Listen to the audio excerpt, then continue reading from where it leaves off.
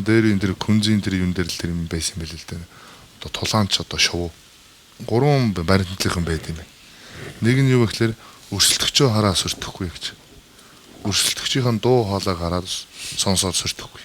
Тэгээд 3 дахь нь болохоор би хүчтэй гэж харуулахгүй гэж. За энэ 3 байхгүй тохиол яг өгсөн юм шиг модон шоу гэж.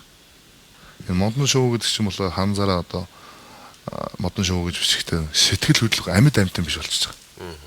Тэгэхээр энэ биеийг бол би бол нойлолчихж байгаа. Миний хувьд. Тэгээд сэтгэлийг би 8% болгочих. Мехийг 2%. Тэгээд энэ 10% байлж иж амжилтанд хүртээ. Хүн бол сэтгэлийн амьтан шүү дээ. Хамгийн ном сэтгэл шүү дээ. Тэгсэн нөгөө 69 дараалан давсан Футабай Мавраг. Японы бас энэ нэртэл Ясуука гэж одоо багш хүн.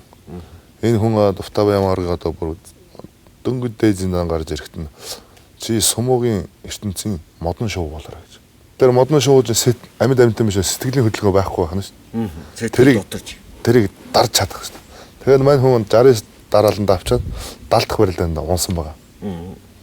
Тэгээд тэр багштай захиа бичээд модон шоу шиг байж чадсангүй гэж.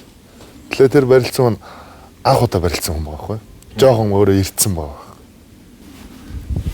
Тэгэхээр би энэ модон шоу гэдэг нь бас их дуртай.